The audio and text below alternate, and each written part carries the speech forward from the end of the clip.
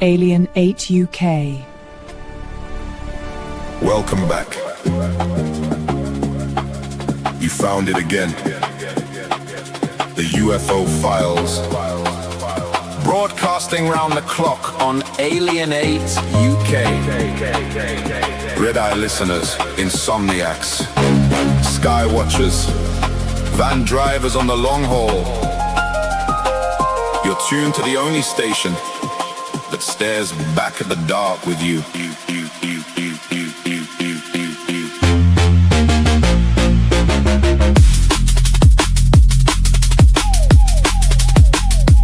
24 hours, we circle the same old questions. Lights over the north, shadows over the south. Phone lines open, headphones on, blinds half drawn. I got case notes spread like takeaway menus. Highlighters bleeding through until sunrise. Coordinates scribbled on coffee stain napkins from a truck stop somewhere near the east coast. We don't do jump scares here, we do the long stare out the window at 3:33 a.m. when the estate's asleep and the sky feels too crowded. You call in with that voice, half whisper, half dare. First time chatter, long time watcher, and the hairs rise on every neck in frequency range. Maybe it's satellites, maybe it's stories we tell, so we're not alone in these flickering terraces and rented rooms. Either way, keep your dial right here. This is the UFO Files. ALIEN8UK. All night, every night, every night, every night, every night, every night.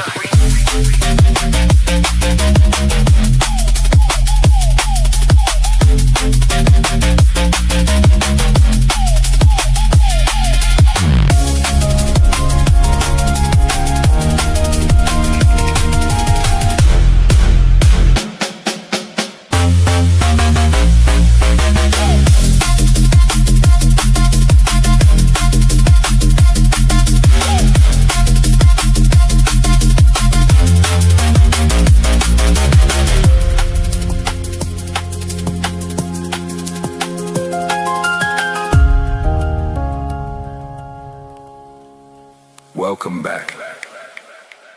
Signal acquisition initiated. Cross-referencing anomaly archives. Pattern recognition complete.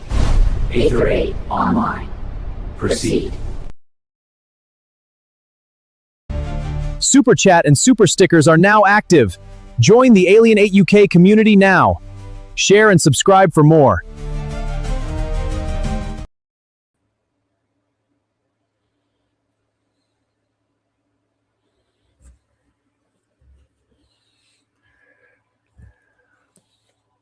You got no sound.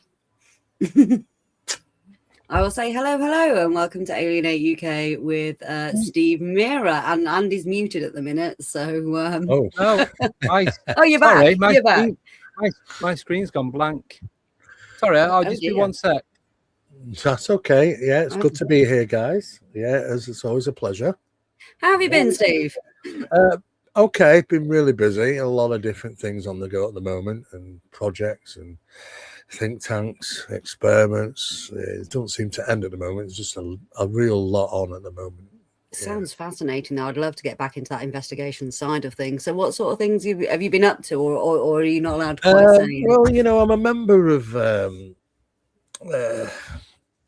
SWARM, which is it's a scientific worldwide anomalous research movement, which consists of some very well-known people in the subject.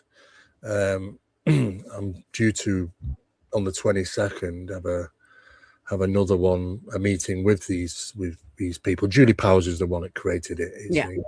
It's done exceptionally well, with some members of Congress. So. So that might be interesting. I mean, we're doing research into all sorts of different areas, paranormal research, advanced studies, but a lot of it falls into the UAP, and the spiritual aspects of UAP, because it does seem to be, without giving too much away, that's where we're heading, which is the spiritual aspect of the phenomena. You know, it's not as tangible as we would want it to be, and the evidence points to it being more spiritually associated. So there's a lot of things like that. Some of the experiments that are being done are within the quantum realm. I'll be sharing some of them shortly on this episode. Oh, fantastic! Looking forward to that. It's very interesting, and there's also sort of other areas in the science of quantum tunneling, which associates with their ports as well.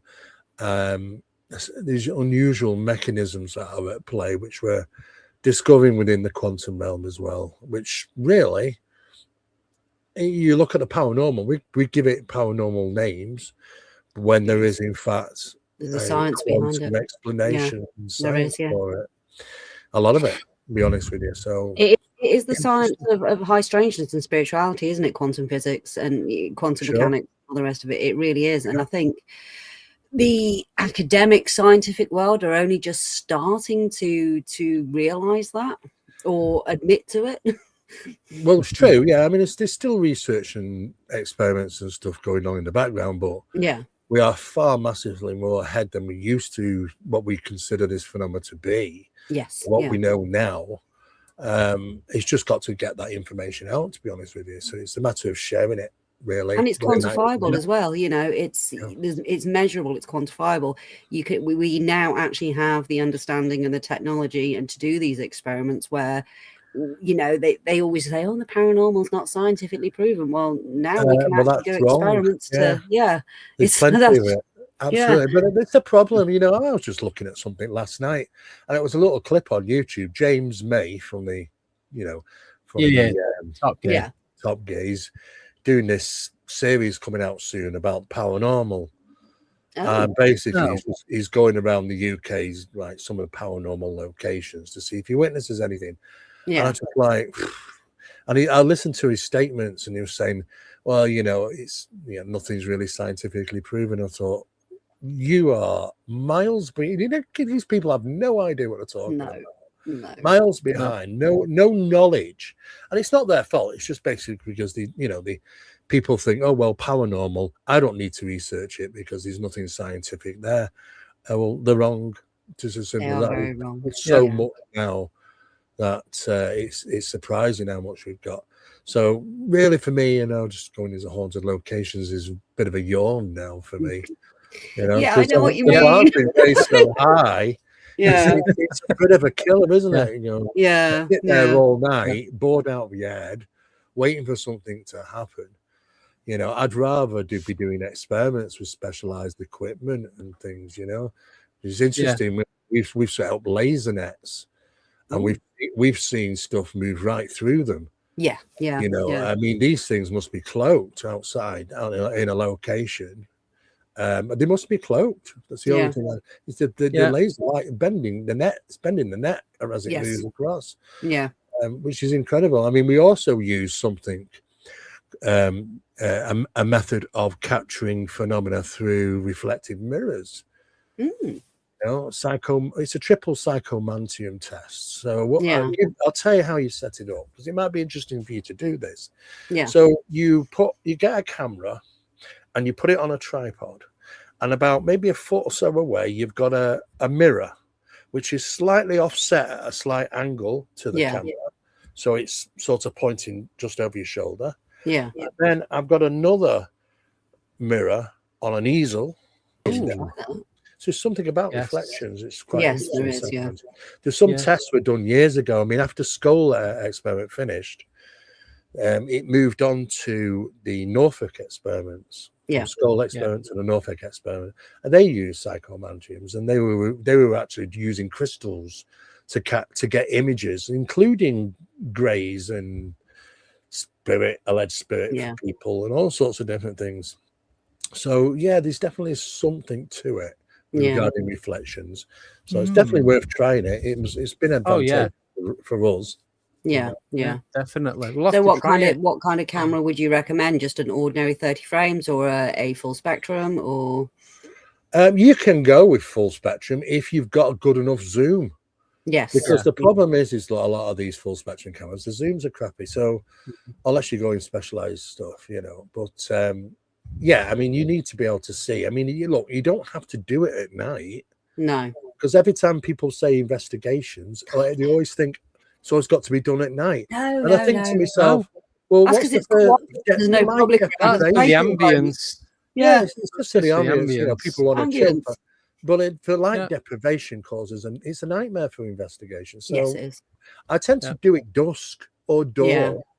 You know, so there's low level light. That's when the phenomena seems to be mostly active. It does between the twilight and the dawn. Yeah, Yeah, exactly. it's that crossover. It's what they used to call like the in between, isn't it? It is, but it's also the something twilight. happening magnetically on the Earth, which is happening at dusk and dawn as well. So, you know, I think these are achievable times to catching phenomena.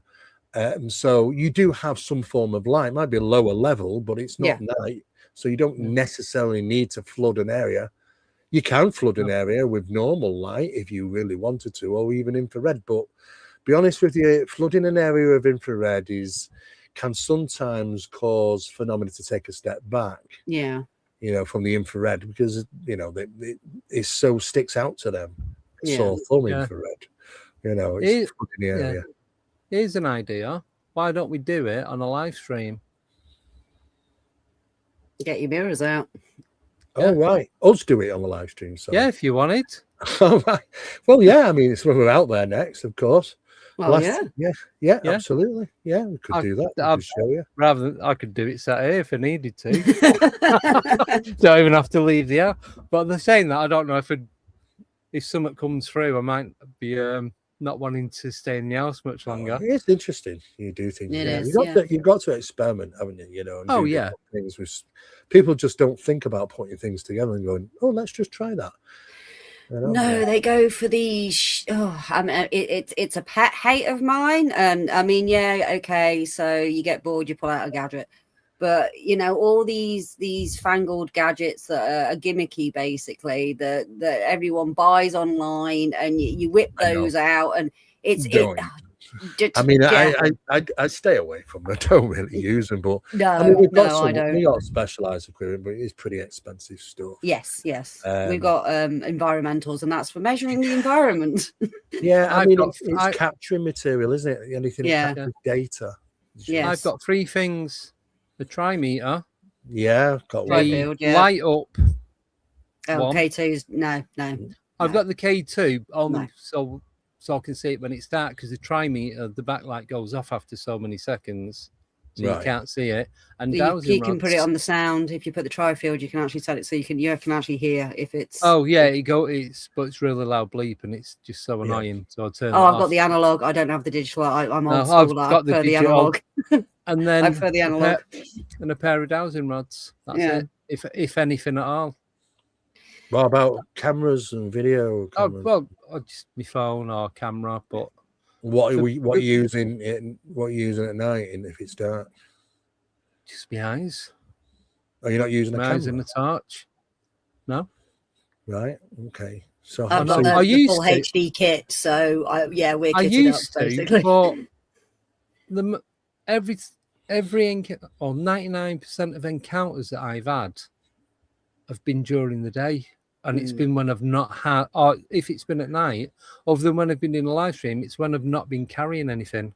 It's just happened. And even if I was quick enough to get the camera out, you need to come out with me. Yes. Yeah.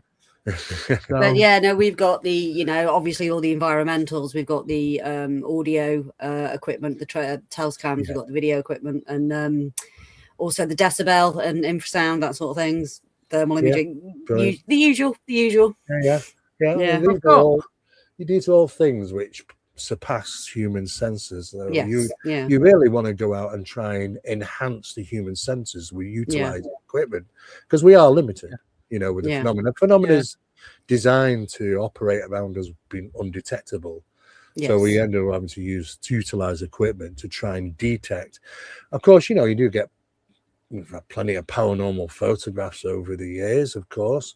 Lots of them do get sent to me, some strange ones with pictures of faces. And that was one from a police department where there was a gentleman who crashed in a car, and his face on the image, you can actually see it's actually looks like the guy who passed away in the car accident, unfortunately. Oh. It's crazy weird. But then there's all those traditional old ones that we used to see, you know, the lady on the stairs, you know, that was a Queen Mary statue, wasn't it? Yeah. The brown lady. Yeah. Yeah, there's all sorts of different ones out there. And I've never been convinced with some of these, you know, the hooded monk in a church. I mean, crying out loud. Some of them I just kind of go, yeah. I mean, I've seen apparitions. I've been lucky enough to. Yes. I've seen those that look like you and me, physical, even interactive, or go through doors. I've seen ones which you can tell they're an apparition, you know. Some of the difference in height, of course, compared to the time when they were, so that then you know that you were seeing a recorded playback in event. They're not, but it's on the same ground level as we are. So it tends to be more residual phenomena to the time when it was level of the ground was for them. Some people said they've seen them floating, walking through the air, and so well, maybe the land's different, or maybe they was walking through a hallway where in a building where once was, you know. But we do get those looking at the science side, photonic disruptions. So we get photos, and suddenly there's in a photograph for no reason there's just this black void of nothingness. You've seen them. And you think to yourself, but what's going on there? How can we just have a black nothingness? I mean, so photons are hitting this location at 67 million miles an hour, but they're being disrupted. This photonic disruption by the phenomena taking place. And basically it's acting like dark matter. It's just absorbing all the photonic light, you know. And there was a trailer traveling at 67 miles an hour. So it's pretty clever stuff what they're doing. The science side of it. But photonic disruptions causes these black voids. I mean, when we see, look, people say they see shadow figures in a dark room. I say, how do you see a shadow figure in a dark room? Because they're blacker than the black. And you see that dark getting darker and darker as well. It just blocks out. It's just zero light. There's no light. It's acting like dark matter. It's absorbing the light. You know, but there's a science to absorption of light and photonic disruptions and stuff in the quantum side and stuff. So it starts getting very interesting, you know. We are what we never really thought, these explanations in the quantum realm for a lot of the stuff that we get, including, you would never believe this, that from a photograph, you can capture audio from it. Yeah, that's what I thought. How the hell do you capture audio from photographs? And apparently you can. There is there's a quantum method of obtaining frequencies from a photograph that was photographing a location at a time. But the frequencies, because light is frequencies, but some of the frequencies of sound get trapped into the processing, digital or otherwise. And so is that like when you zoom in on glass and you hear the conversation through the glass? Is it that kind of? I mean, when you take a photograph, I mean, there's this sound going on at the time. Sound is frequency, light is frequency. Some of it gets taken over and trapped within the light frequencies, and it can be extracted now, and you can actually hear certain sounds. There's Google it. There's certain sounds about science behind getting this stuff now. It's like, wow. Well, there's a multi-million-pound idea, because all the peoples of loved ones who've passed away years and years and years ago, they can potentially hear them. I didn't believe it at first. I had to do some checking up. How weird is that? I'm going to have to look that up. I'm so going to have to look that up. Oh, it's incredible the stuff that we have now, you know. Can I just tell you about an encounter that I had, just with you saying about things in photographs? So I was going, so my grandparents are buried at Agecroft Cemetery. Oh, yes. And we was going down, we'd been, and we're coming back up through South Langley Road. We're coming up towards Pendleton. So we've come round that way, and was cutting through Dutchy to go under the East Lancs Broadway. So as I'm coming down there, this car pulls out in front of me that's come down the slip road. So I slam on. We hit corners, so lights. So headlights hitting the bumper and that. He reverses back to try and say it weren't him. Anyway, so I got out and took photos. Took a photo of my car to show the damage, a couple of close-ups, and a photo of his, just proof, and then all the crap in the road. Looking back at the photos, it could be pareidolia, but I very much doubt it because it's only in one photograph. In the top left-hand corner, as you're looking at the picture, so where I'd be sat inside the car, it's there. So when you're looking out, it's on the left. There's an image, and it is the exact spits of my granddad. I found a photo of me gran and granddad, and it's the same, the eyes, the shape of the face, everything. And we'd just been to the cemetery visiting them. That's interesting. Yeah. You can do that sort of thing. We know that we can do that. And you've just had a fender bender and a bit of a bump as well, so they're watching out. Oh yeah. Well, that's what I thought. Great ones like that. I mean, I mean, we got one that was analysed by Kodak because a woman actually who was having paranormal disturbances at night in a bedroom with this man, scaring her half to death. And I said, look, have something close by hand that you can take a photograph, and I mean a quick photograph. Don't be fumbling in the dark with your phone and stuff. So, you know, so basically just have it, snap, grab it. You know what I mean? Just leave everything on, and all you've got to do is hit the button and look and point in the right direction. She did, and she caught him before he completely disappeared, but she did catch him just before, literally within half a second before he vanished. But she did get it, and she had it analysed by Kodak, and Kodak enhanced it. And it's a definite face of a guy that looks from the medieval days. Well, not to say medieval, maybe the sort of 1500s, you know? Maybe around about those times. But he was bothering her for quite a time. But yeah, she got a very good detailed look at this guy. And it's not that the flash was on, it was Kodak who managed to enhance the image with a red filter to bring the image out. And yes, he was absolutely there. You know, so photographs, you know, you can capture these things on photographs, which is interesting. You know, even though that they're not sometimes physical in nature, that sometimes they can be caught within the image as if photons are hitting them. So what's your preferred medium for this? I mean, you know, as you say, analog is probably better for EVP, even though it is easier to analyze when it's digital. So what would your preferred method be, film stock or digital? Well, on cameras? On cameras, yeah. I use both, you know, but it doesn't matter because phenomena can manipulate digital as well as analog. Yeah. You know, they've demonstrated that so many times. But yeah, we've got stuff on film where there's negatives, you know, on the negative, you know. But the problem with that is that you tend to get a lot of whiteouts.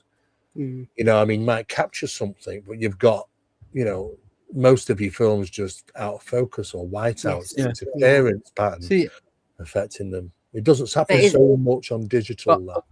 No, I've always thought evidence within itself. Well, it is evidence, absolutely. I've always thought that though. Rise and then drop off. Yeah. When I take photos, and if they're blurry, I'll delete them. Then I think, what if it's blurry for a reason? What if there's something in it that's caused it to go like that? Not just me being crap at taking photos. That's a good point. I mean, when I take a photograph, I always take 2 or 3. Yeah. Succession. You know, because the problem is that, you know, you don't know if there's something transitioning and you can't see that. I know. You know, with one photograph, can you? You can't capture it on one photo if it's a transition. No. Yeah. Was there a question there, Andy? Because I don't want to leave it's time to go. You know. Oh, that was your YouTube channel. It's your YouTube channel. Right. Well, if any questions come in, do the questions today. Right. Make sure you ask me them. You've got the one from last time. Have you kept them, Andy? Yeah. Darren's going to send it in again. It's about the one in so I'll do this one first because you was talking about this at the beginning. And since Stephen Collins mentioned this last week, I've heard about 20 different people talk about this, about the quantum tunneling. Yes. So Simon's put, what's your thoughts on quantum tunneling? But are we going to get into that after? Well, no, not so much. We'll get into quantum imaging. Quantum tunneling really basically means that, I'm going to put this in layman terms. Here we go. All right. So you've got electrons, and electrons can go in two different ways. Basically, you can go like they have a peak and a trough, like a sine wave. Okay. But there's also another wave there as well, some of which hits a solid matter, some of which can penetrate solid matter. We're trying to focus on those that don't penetrate. Those that the ones that do penetrate. The ones that do penetrate come under the heading of quantum tunneling. It's actually appearing through on the opposite side of things. Some of it doesn't, some of it does. It's that it does is referred to as quantum tunneling. Now, the methodology regarding where it comes into the paranormal aspects is your apport phenomena, things just falling from the ceiling, or just seem to just drop out from nowhere. Those that seem to come through ceilings and walls and things like that. I mean, there was an incident in when I was investigating in Leicester, and I was in the bedroom above the kitchen, and one of our investigators was in the kitchen. I was in the bedroom upstairs. Now, we heard a coin fall, and how we hear it fall, because it hit the floorboard of the room we were in. Well, what was really interesting is that it was underlaid and carpeted. So the coin went through the carpet, through the underlay, and did actually temporarily hit the floorboard, but then went through the floorboard, came out the ceiling, and fell into the kitchen when there was investigators there. As I'm trying to look around for the coin that fell, I get a shout from downstairs saying the coins just come through the ceiling into the kitchen. So it was like a double penetration, going through, or double quantum tunneling. And to take something solid and pass it through is, I mean, we're getting into the quantum tunneling, but I mean, phasing with that frequency. The mastering of it is incredible. But it does fall under quantum tunneling. So now we know that this is the process of how it can be done. And now we need to be able to send an atom through quantum tunneling. Now, nothing in the public domain, because I can't share it, nothing in the public domain is saying that we've managed to send atoms through by quantum tunneling. But outside the public domain into areas, then yes, they probably have done. More than once. More than once, and more than one at a time. Well, of course, I mean, it is the quantum tunneling is also the technology behind teleportation and portals and stuff like that. So of course they're going to be looking at that sort of stuff rather keenly. Yeah. I mean, they're all about sending signals through quantum tunneling as well. So that's incredible. That, I mean, you don't need to go through around the earth. You can go through it. Hello from the other side, quite literally. Literally, as the crow flies. Exactly. That's where technology they don't tell people that they're up to, but no. Is this something you can measure, Steve? So in a way, so you can study the apport phenomena with quantum tunneling itself. Is this a phenomena that you will be able to not with the stuff that the current stuff that's being utilized is very large equipment. I mean, it's not accessible to be brought in a location, say in a home or something like that yet. As far as I'm aware, that is. You never know. You might find it on Temu, because the Chinese managed to copy everything on everything on Temu. Quantum tunneling on Temu. Quantum tunneling in your phone. You're joking now. It'll be on there next week. It will be. It's strange though. I mean, you know what? When it comes to photography, I mean, I started with every feasible camera you could possibly think of. With negative film and being produced, and we did capture some strange. I mean, we got loads of stuff from Chingle Hall. Do you remember Chingle Hall? Yes. Did you ever get a chance to go to Chingle Hall? Did you go? I went. There's a funny story behind this. So me and my cousin and his mate, we went for a drive one night. So we'd gone over Belmont, and it was a Saturday night, and we was only I'd not long since passed my test, so I was about 19, 20. So we'd gone over, and I'd heard quite a lot about it, and I'd read up on it. There's there's like people walking the grounds and the strong smell of these different fragrances going into the building and all that. So this car that I had, this Ford Fiesta, I'm surprised it even started. So we got to Shingle Hut, right? And I pulled up outside. And this was just, like I said, just a random Saturday night. We hadn't booked to go in there. We just turned up.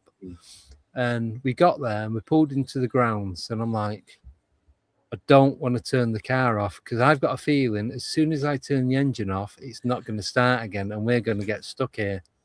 So we sat in the car for about half an hour watching. Didn't notice anything happening. And then we just drove off. I think I just, when you have that feeling that if you cut your escape route, then something's going to happen. It was that. Spidey And senses were it's my responsibility for the other two people. And I thought if something happens to them, then I don't actually be in the building. You never got a chance to go. No, we went round the grounds and there's no one chased us out or anything. So we just left the car running. We had a little walk about, but stayed like within 10 foot of the car, but couldn't hear or say anything. Well, I mean, what Bully Rectory was once listed as England's most haunted building. It was. When Bully Rectory burnt down to the ground, Shingle Hall became England's most haunted building for some time, and then that came up to debate. I mean, I always think it's hard to debate what's the most haunted building, to be honest with you. I've been in some residential hauntings. It makes all these halls look like nothing compared. So I mean, it's always the unassuming places. Of course. It's like that house I lived in Milton Keynes was like Area 51 in 4 rooms. You know what I mean? And then some days, weeks, absolutely. Was it number 51 on the street by any chance? It was actually number 6. I only needed 2 more. I'd be all right. It does happen though, that I've been in places where you think it's nothing, all these haunted halls, but then it's about longevity, isn't it? And then Shingle Hall was listed for many years, and I had a long association, 20 odd years association with it, but I knew the owners. And Judy and her husband had the place, and I got there 20 odd times doing investigations and things. So let me mention Paul Crone from Granada Report. He decided to go there, and something happened whilst he was there, and he actually ran out of the building. And the film crew had to leave, but they interviewed him on the outside, and he said, "I'm never going back in there. Don't want to talk about my experience." But they left equipment. They left so fast that they left equipment behind, and they didn't collect that. Granada didn't pick the equipment up for 3 months. I remember talking to Judy and seeing that in the corner. Do you know what? Why is it still sat there? Their equipment how long has it been? It's been about 3 months. It sat there for like 3 months before they picked it up. It was so strange. I wish I'd have known that, because I used to see him. I used to drive up to Belmont on a Sunday, and I used to see Paul Crone walking his dog. Just that bit before. I don't want to give it away. The pub is just before it drops down. I know into where Horwich. you mean. And you've got the 2 lakes. So we used to see him around there, and it was always like onto him because I'd see him like every week. If I'd have asked him. He was all right, Paul. He was a bit funny. It's last time I seen him, he probably didn't recognise. But he was shut up though. He definitely shut up. He wasn't manufactured this. He did have some type of experience, but he didn't want to talk about it. But he wouldn't go back in the building, and the equipment that he took in got left for 3 months, so he would go and get it. But then you've got John Green, and he's the plumber who was called out to fix the flue in the hall where there's a heating fire. You put logs and stuff in it, but it goes up a flue to the chimney. Oh, like a log burner. A bit like a log burner. So he went in there, and he was doing the job and working on this flue for a while, and he's getting there, and he realized he had to go to the van. He goes to the van, he comes back, the flue's gone. The whole 2 hours work, the whole flue gone within minutes. Holy moly. And he couldn't explain it. He could not explain it. And he was interviewed, actually, John Green. He's saying, I've no idea. I came back into there literally two minutes later. just to get something from the van. The whole work for a couple of hours that I've been doing, installing all this, gone within a couple of minutes. It's impossible. Did it ever turn up? Never turned up. He had to reinstall the whole bloody lot. Wow. That was crazy. Then you got Vic Allaby. He went one night with friends, and he literally said he got attacked. Yeah. And he literally left the building immediately. So there are some interesting stories. I mean, a radio show went live one year on the kitchen, and there occasionally, there's a notorious bell that's heard that seems to echo around the house, and it's a bell like a dong bell. It's a like a big bell you'd ring, and it came on during the live broadcast from Tingle Hall, and they couldn't find where the sound was coming from. Oh, wow. Which was there are lots of dodgy things that people say, I've experienced this, that, and the other. Yeah. Probably look at earlier incidents before Chingle was really even known to be an extremely paranormal location. When it first opened years back to the public, the old owner, can't remember her name, lovely old lady, the old owner used to take people around on a tour. You couldn't stay the night, but she'd take you around on a tour. And some years later, some guys, some man and wife, decided to knock on the door and see if they could arrange to come and have a tour. Yeah. And she answered the door and she said, well, I'm quite happy to give you the tour now. And he looked at you, because they're kind of caught on the hop, because he just wanted to see if they could arrange it. Yeah. So he looks at his wife and said, well, okay, all right. So gives him a good old tour, and she's taken time. They were in there for about an hour, going around, looking around, told the stories associated. Anyway, really chuffed. She didn't even take any money off them, which was really surprising, because normally, you pay, I think it was only about £12 or something, but you could go and have a tour and have a drink and see. But she didn't charge him. And she said goodbye to them, and off they went, and they were dead chuffed, apparently. Well, the thing is that the woman that gave them the tour died 3 years earlier. And they were absolutely adamant that they'd been given the tour by this particular woman who died 3 years earlier. Now, the hall was vacant at the time between sales, but she answered the door. Jesus. And you think, well, okay, that's weird. Of course, you've had a few people that have gone and seen monks walking through the fields and stuff. But here's a cracker for you, right? So the new neighbors, the new owners come, Judy and Trevor. Yeah, I think it's Trevor, right? Who got the place. And people they opened it up, then you could stay the night. Yeah. So you could pay so much to stay the night. As long as you're quiet, because they actually were living there. Yeah. So this couple go down in the afternoon again to see if they can arrange to bring a team down to stay the night. Knocking at the door. It was arranged for them to go. Knocked at the door because they just wanted to, sign this thing and make sure that there are little rules that you have to abide by. Yeah. And it was the answer.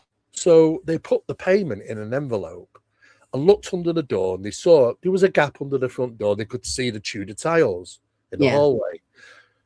So they flung the payment in the envelope and flicked it through, so it went actually into the hallway.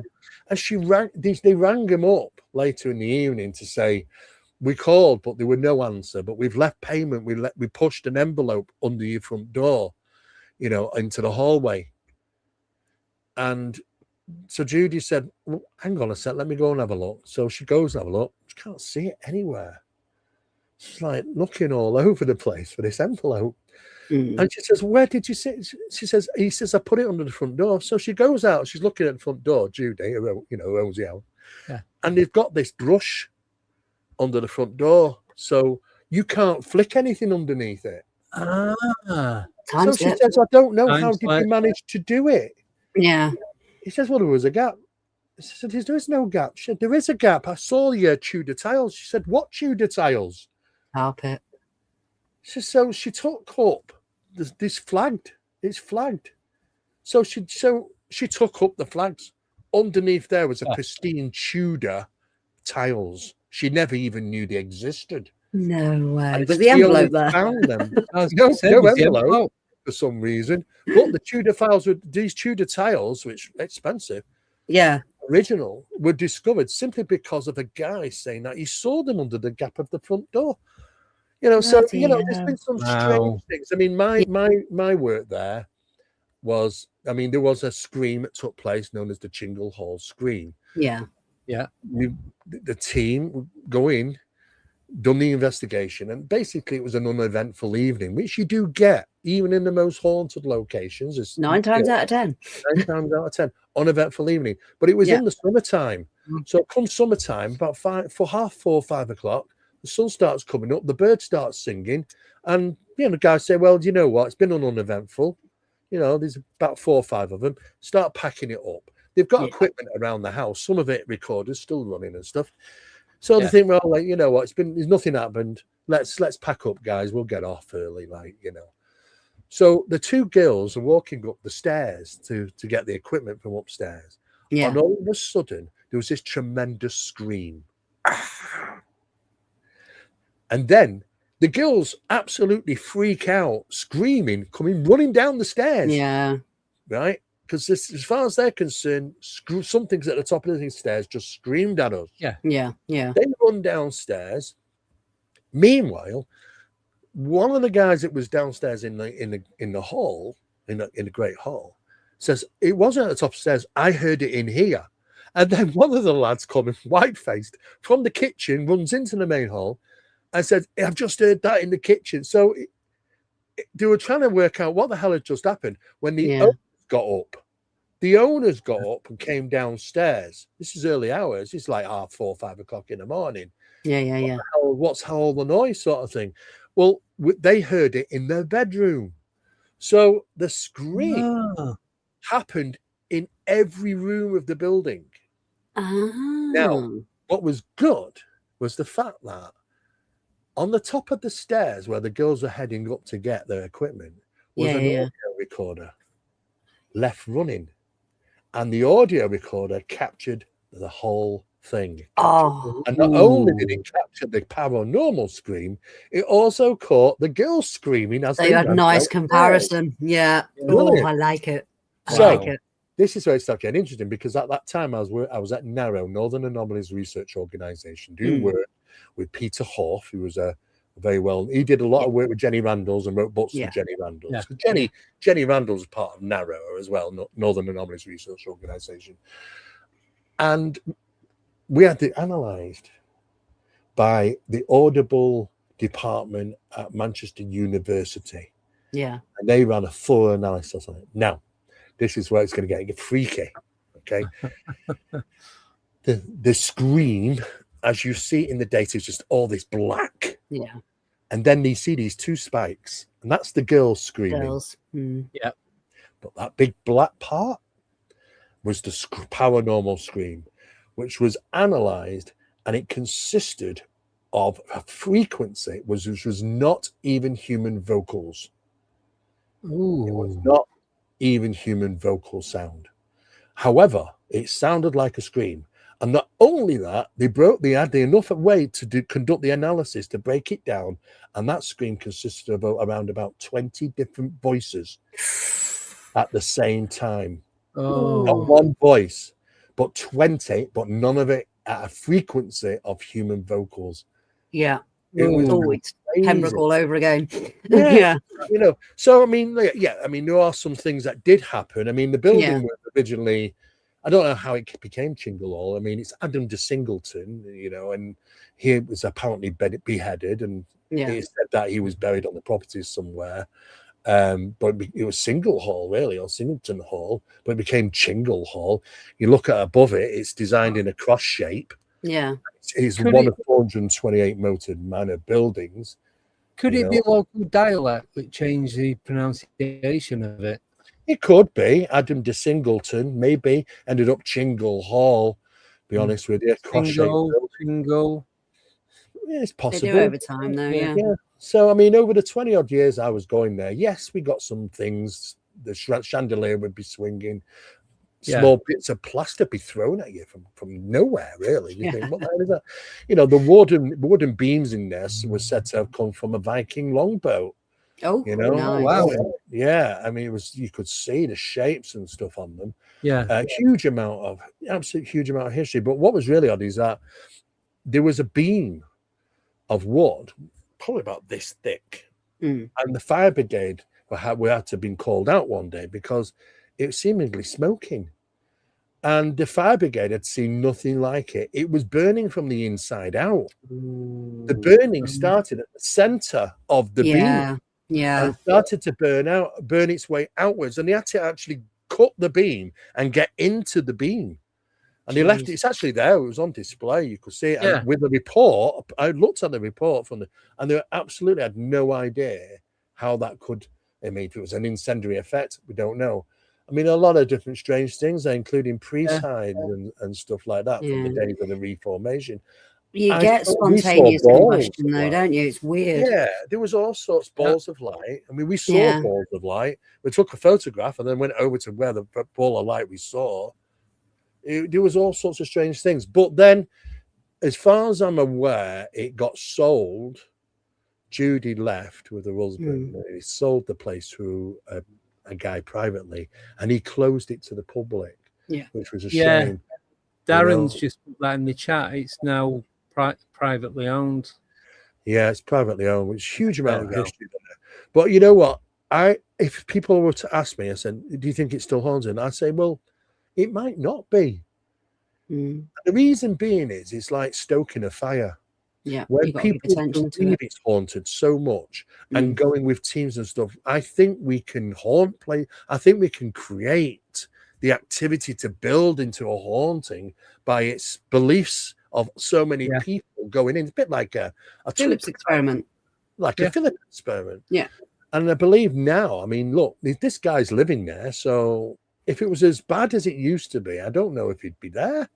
No. Well, if you pay no mind to it, you pay no. I mean, you know, if stuff happens in the house, very rarely does here. You know, I block it out in this place, but you just pay no mind to it. You just don't give it attention or or energy.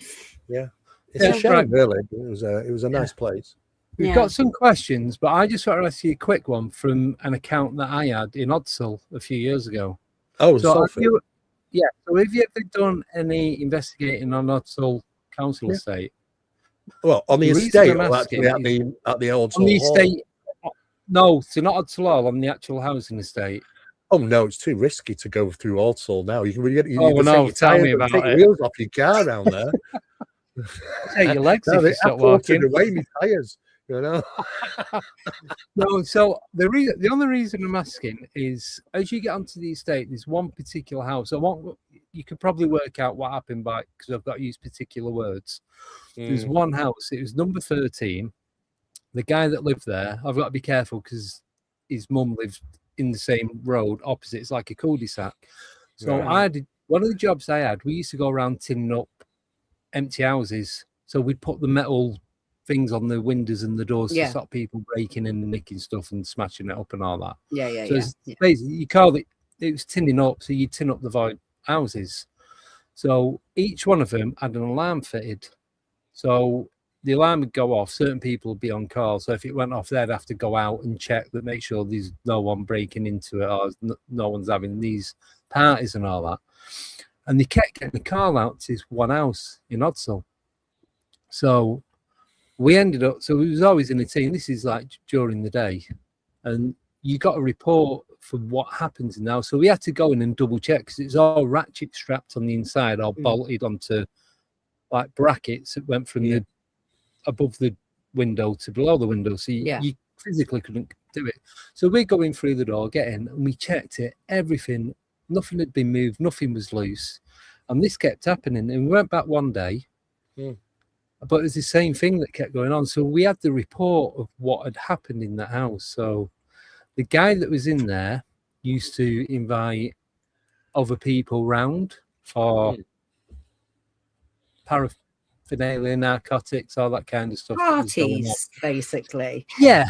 And this one party kind of got out of hand. It all kicked off and this guy ended up being unalived. But certain things happened from the bathroom, down the stairs, on the stairs, and everything. So we had the report of what chemicals we used to clean the stairs and the wall. Every time we went in, so it started off in the bathroom. There's always a big hole in the bath, and half the sink was hanging off the wall. The bottom of the banister was smashed off, and there's a couple of other little things. But every time we went, it was the exact same things that were damaged in the exact same places, even though there's all repaired and replaced. Oh. So it was just constantly happening. Yeah. It was like, that is replaying on a physical level. Yeah, it's stone tape theory, but in actual physical form. Yeah. Yeah. Well, it's like a tatty slip sort of thing. Yeah. Or or was it just reoccurring? Was it just happening again and again? Or was it one event happening over and over? Well, I think it was one event happening over and over, because the last time that we went in, the other two lads, they'd worked there longer than I had, and they got to the point, it's like, we don't want to come here anymore. We are going to start refusing coming in, because as soon as you walk in that, I've got goosebumps now just thinking about it. As soon as you walk in that door, you can feel like dark, negative energy. And you just like, I don't want to be here. We went upstairs, had a look right. We weren't even in there 30 seconds the last time. It's like, no, we just write it off. You're going to have to send somebody else in. I listen, you know what? I mean, I've run from the places, you know. I mean, we're talking something was looked like a bin bag on the floor, stood up, and it was taller than me. You know, and it was filled me with dread. Yeah, absolutely. A fear induction. Yeah, I ran.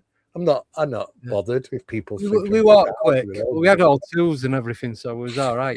But it was like, so because it was run by the council, they was worrying that people were breaking in. But it's like the roof, no tiles are missing off the roof. Even the boiler was in, but the pipes were getting ripped off, and it was everything to do with how this guy was unalived. Every single time, it's like the sink is. His head hit the sink, his body hit the bath, his body also hit the stairs and smashed part of the banister off the stairs. The banisters, And the rest of the banister was used to complete the job, shall we say. Like the environment's playing it back then. Physical effort. And it just, that's interesting. And it kept happening. And I'm like, I'm never going in the house again. Not a chance. And I nowadays I'll be putting a security camera in there to see if, you know. We had cameras, we had alarms and everything, but it wasn't picking anything up. It was just the get calls. We'd go around day and night, and it was the same thing, but nothing was taken. So the cameras weren't being tripped. Are they motion sensitive, or was it just not being tripped? The banister had snapped off. There was no banister. Where the sink had been smashed, that everything that had broke was missing. Like it just vanished. That's a weird one. That is a weird one. That is. And we checked the doors. One of the lads even went up into the loft to make sure that no one was cutting through from the houses either side. It's like 8-row terrace, 8-row quad things. Nothing. Yeah, I like it. I used to. People used to say, I mean, I don't often talk about rational explanations, but of course, there's so many. There's more rational explanations than paranormal ones on my cases. When I said I'd done 1,000 of them, more than half of them have got rational explanations, but some of them are great. And when I was working with Richard and Judy, remember Richard and Judy show? Yes. Well, I used to work with Richard and Judy, and I was the resident guy to go in and check out stuff, and they sent me to Solihull because they said they had this incredible young lad who'd filmed a shadow apparition walking across his landing. Yeah. And it was hailed as incredible. In fact, when I went down there, I went to Solihull, and obviously with this team, and it was all part of the Richard and Judy sort of filming show. And I started looking at the video footage, and I thought, there's a strange reflection in the top right-hand corner. What is that? So I'm talking to the lad. Well, he's got his camera. He says, I was on the landing. I've got my phone, and then the camera's at the front of it. And he saw this thing walking kind of across the landing in front of him, which is an unusual thing because it was heading towards where where you go up the stairs, you turn round, and there'd be that kind of wood there where if you could look down the stairs over it. Well, it was walking that direction. So I'm thinking, well, it can't be tied to the house because it'd be walking off the end and going down the stairs. Downstairs, Yeah, but that's like yeah. And anyway, so there was this white, bright thing in the corner. I said, what is the corner of that?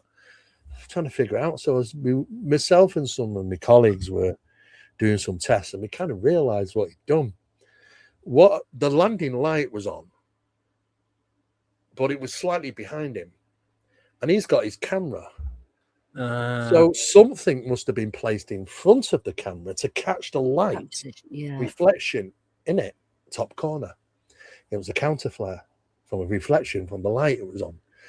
So he placed something in. So when we checked his room, and he had a CD case, and in it, he'd got a tiny little black pen, felt tip, and made a little man figure. And he put it right up close to the camera, and went like this with it. Yeah. So basically, it all blew up because, you know what I'm like. I just got the bloody jugular. And no, he would never lie, this, that, and the other. I said, well, look, I'm not saying anyone's a liar. I'm saying that's what happened. He said, if you can explain this CD with the little figure on it, which I found it in his bedroom, what you doing looking around? Well, we were here to investigate. We do look around. You've been paid by the Richard. They were paid quite well. Wow. Took out for a meal and paid by Richard and Judy's show. You know, and I basically said, no, me and the crew realized exactly what it was. It was if you look at the video footage, you can kind of work out a counter flare and exactly what's happened because you put something in front of the camera. So they didn't like it. Yeah, in fact, they were pretty angry about it. And I thought, well, what do you expect me to do? You know, I have to call it. You know, well, you're not going to say that something's paranormal when it's not, because it's your reputation that's on the line. So about a year later, though, get this, right? A year later, do you remember there was a series on Paranormal Fact or Fiction, and there was a guy in it. It's been in other TV shows, and he was a guy who said that he used to be in the FBI as an FBI analyst, and he's into paranormal. Ben Hansen. Yes, Paranormal Fact or Fake. Him and his crew got hold of that in episode, I think it was season 2, episode 3. I'm watching it one day, and all of a sudden, the bloody solid held video footage comes up. Ben Hansen, FBI. What FBI? Best evidence of a ghost I've ever seen. Really? And I said, well, that's why you're an ex-FBI agent. I actually messaged him not so long ago. I messaged him not so long ago about coming on the show. And he goes, I'd love to, but I'm really busy. I'm doing a lot of filming and what have you. And listen, fair enough. So I bump into Ben now and again, contacting the desert and stuff. And, you know, he's all right, but you don't turn around and say best evidence of a ghost I've ever seen. No. Flipping it. And then try and make your whole show about sending your team out debunking it and trying to recreate it. But when you find things with rational explanation, sometimes I love to put them out because they're funny. I mean, I was called to a council. The council called me in at Bookshaw, right, near Derbyshire, right, because of the beast of Bookshaw, right. Oh, no. This huge beast was roaming around the town, and it wasn't a demon, was it? I was going to say, Andy, after a kebab on a Friday night. The council cancelled the meetings. They were too scared to go out at the night. People were locking themselves in. They were literally on a lockdown because they were absolutely petrified of this big black thing that was walking around at night. Now, the beast of Bookshaw. I mean, the last time you come up with things like that was the beast of Dartmoor. And, of course, people start thinking, oh, my God, I don't want to be wandering the streets at night in case there's a big black cat out there. Yeah. Turns out it was a Newfoundland dog called Troy. It was a guy walking his dog. Sorry. And somebody snapped these photographs of Troy when he went off sniffing through a wee in a field. And the way the photo, it looks like it was some type of half giant boar and something else. It was just a Newfoundland dog called Troy. I mean, you know, I'm glad we can rationalize things. And you know what I mean? They are funny when these things happen. They are, you know? But it makes your actual evidence much stronger when you do capture something that's unexplained, because You go through the process of ruling out the mechanical, the mundane, the environmental, everything. You have to look it at also everything. proves that not everything is paranormal. No, it's not. I mean, and it also Very rarely is, to be fair. Yeah, it was hysteria because the news team were picking up.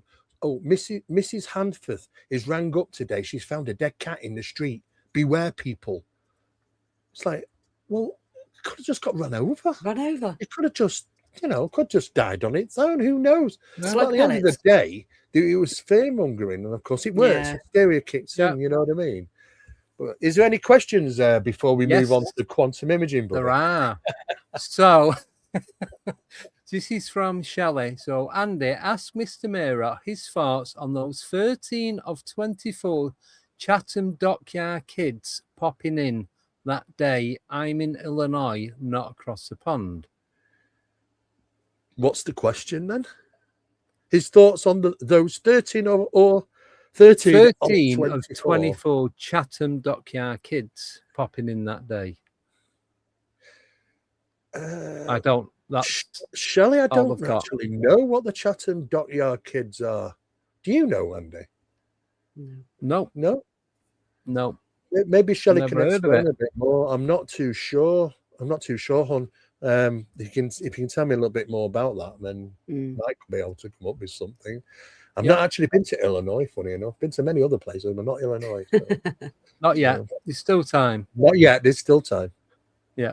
Right. Next one is from Simon. This is just Simon. Can magnetic anomalies in the Earth's crust allow beings from other dimensions in?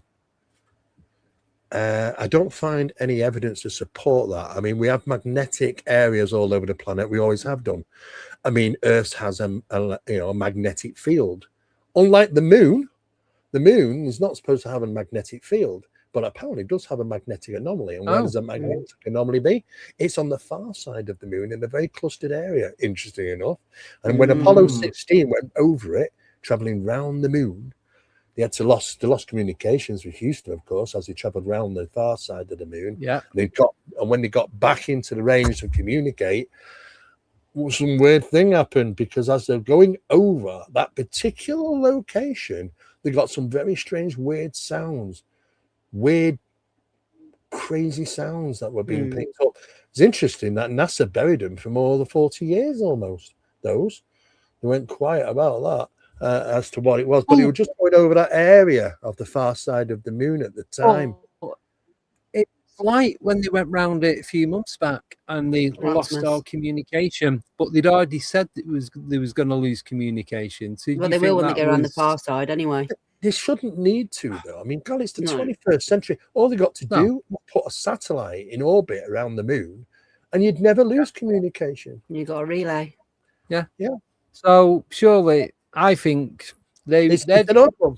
I don't know. When it comes to magnetic anomalies, we have them all over the Earth. However, when we're talking about phenomena, it does seem to manifest more in areas of high magnetics, be it positive or negative. Yeah, it's a slightly different phenomena, but they do spike at those locations. So there definitely intrinsically is a connection between the high magnetics and associations with high strangeness incidents. Be honest with you, most of them are in high strangeness locations, but I don't know if that's the way they're utilizing to come through. I think they're utilizing somehow, but I'm not too sure how. Maybe that these are places where electron diffusion regions lie, or the portals, you might say. The veil is thin, shall we say? Yes, the layer is thin, possibly. Could be down to that. Yeah. Right, I've got an update from Shelley. So she's got 24 kids were hit and killed by a bus driver in the UK. They were a little part of Chatham Dockyard military. They pop into her. So she's a psychic, I'm taking it. And they go and see her while she's in Illinois one afternoon. And she's never been to the UK. That's interesting. So they're reaching out to Shelley, in regarding communications. There's obviously some type of connection there. I mean, why it be so random like that? I mean, I would say that there must be some connection somehow unless they've just come to Shelley because it was just a random thing that, oh, we're passing by somebody who's actually quite gifted and can hear our message. You know, that's interesting, because you often hear about things like that when it's in the same country. You don't often hear about, oh, I'm picking up something and I'm getting information, but it's nothing to do with this country. It's another country. That's fascinating, Shelley. That's really interesting. Yeah. It's like a light, isn't it? It's a light in the dark for them, so to speak. They can identify who is able to sense them. Yeah. But unless one of the children or some of the children were associated to Illinois, maybe relatives or something.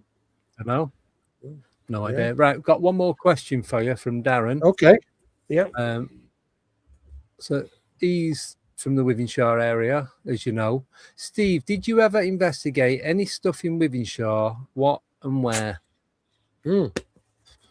Yes. There was a house up near the Wythenshawe Hospital, up at the back estate there. I can't give you the details to it, but there was some very paranormally oriented stuff taking place to the physical. The actual woman that was there was physically attacked by the phenomena, pinned her up against the wall. Her partner said she was off the ground, but she had physical marks on her. Now, I went there because initially the first thing I think of is there something going on between them? Is there something untoward? A bit of DV on the go. But when I met the partner, I thought, absolutely no, she would battered him. Really? Absolutely. Yeah. She wore the pants in the house. Yeah. Right. Plus, she was twice the size of him. So poor little cat. No, not her chance. But you know, it was some very strange stuff. So yes, we did run an investigation there for some time. We did manage to cull the activity to some degree, but we got them relocated. The house at the time was under Manchester before Parkway Green took over the location, and it was Manchester Council at the time. But we did manage to have them relocated. There was also Wythenshawe Hall, which I investigated a few times. About some of the strange things that were witnessed in there. I interviewed the security officers and witnesses who also saw monks, because there is actually a tunnel, a reformation tunnel, that went all the way from Wythenshawe Hall up towards Bagley Hall, because the main hall in the location was Bagley Hall. Bagley Hall, Bigelow Bagley's from America. Bagley was big. Bagley Hall is the main hall, not Wythenshawe Hall. It was owned by the Shelmerdines and got passed over to the to Manchester. But of course, that place came under attack. Oliver Cromwell. I remember when I was living in Wythenshawe, digging a cannonball out in my back garden. Yes. So I knew how far they were. Wow. It felt so big, cannonball. I took it and gave it them at Wythenshawe Hall and put it on display or something. But the siege battle went on for a while, and they brought the cannons in. They eventually surrendered Wythenshawe Hall. But it has got a lot of history there, and there has been things cited. So I've investigated that. And then he investigated UFO incident that took place over 9X. At the time, it was 9X, the Cable and Wireless now.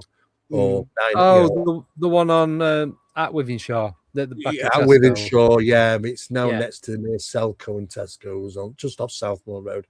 But there was a large triangular object. It was actually hovered and sat in the sky over the buildings for a while. A few people did see it. I investigated that. So I've done quite a few different things around that location. I've lived there I lived in Wythenshawe for a lot of my life. Royal Oak Road, a lot of my life. Right, we've got 2 more questions. Is that okay? All right, let's get them. Yeah. So this is from Steve Willis, and Steve Wills. I can't read. Steve Wills. Steve, all right, Steve. So one second, it's gone. Does Steve know if there was ever any update regarding the missing gentleman who vanished in mysterious circumstances in Southampton? Well, you know what? I was told that if I'd be notified, not by them, because of security issues, because you're not supposed to. Everything was confidential at the time. I'd only be informed by the officer that if any change was to happen. But last time I heard anything, it had been 18 years. The little boy had grown up, who's now a man. Yeah. He disappeared I think I told you guys, he completely disappeared from his bedroom. Yes. Yeah. Vanished, and then he turned up, and then vanished again. Yeah. But it was so profound because he had no recollection of whatever had happened, and his wife, who wasn't working, bringing up a child at the time, only a young child, not even 1 years of age, she asked if she had her family club in and to pay the mortgage for the house, because she refused to move in case he came back. Wow. So she was heartbroken, but she was adamant. So the family had to all the family had to buy the house. Yeah. And as far as I know, she hasn't moved and she's still there. I don't think he's going to be coming back after 18 years. But I tell you what, wouldn't that be crazy if he did? And he hadn't even aged. I was going to say he hasn't aged a day. Because he'd gone about just over a week, and he when he came out, it didn't look like he'd had aged. He didn't even look like he'd hair growth. I was going to say, was he shaved? He looked exactly the same, wearing the same clothes, and in fact, he had no recollection. In fact, he went upstairs, he put his keys on the side, went upstairs, reached out for some clothing or something, and he heard his wife say, "Who's that? Is somebody up there?" And he's like, "Yeah, it's me." And she come running up, flings her arms around him. Unbeknown, when he reached out for the clothing, like 9 days had gone.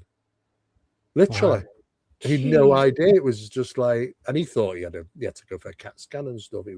But then he went again and didn't come back. And the police had the documents, and it was a time when the analogs were going to digital in the police force. And I was sat in a cafe with 2 guys. One was a CID guy, one was from the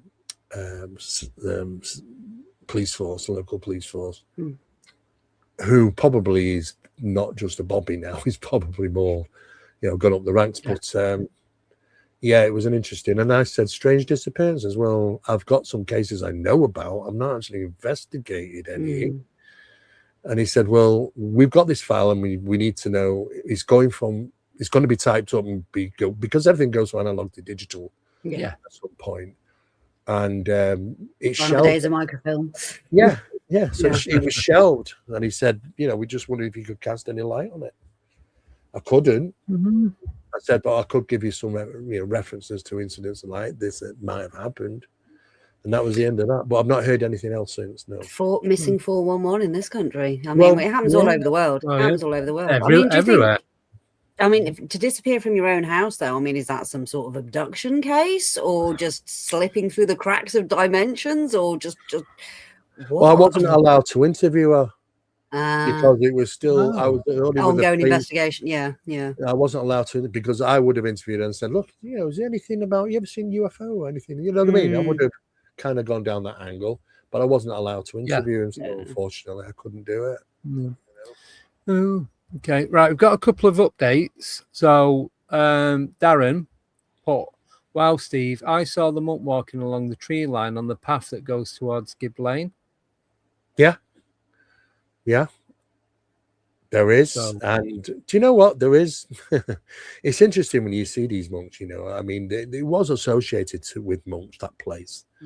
But there is also reformation tunnels. I think parts of it have collapsed over the years. But it's a hell of a big, massive tunnel. That it's the length of it. If he has to go from Bagley Hall to Windsor Hall, you're talking probably about half a mile. No, not maybe half a mile in a straight run, maybe quarter of a mile, just over quarter of a mile straight run. But hell, that's a lot. It's still a long way in a tunnel, isn't it? Absolutely, yeah, of course it is. Yeah. Wow. Get the Welsh miners in to do it. Yeah, I'll get Darren to do it. Give him something to do. He likes gardening, so he told me last week when I went visiting. So, right, next one from Shelley. One more question she's put. Does Mr. Mera have any suggestions or advice on the MUPAS machine? I have not activated mine yet. Good. Sorry, she's put, am I going to bring home more weird stuff by using it?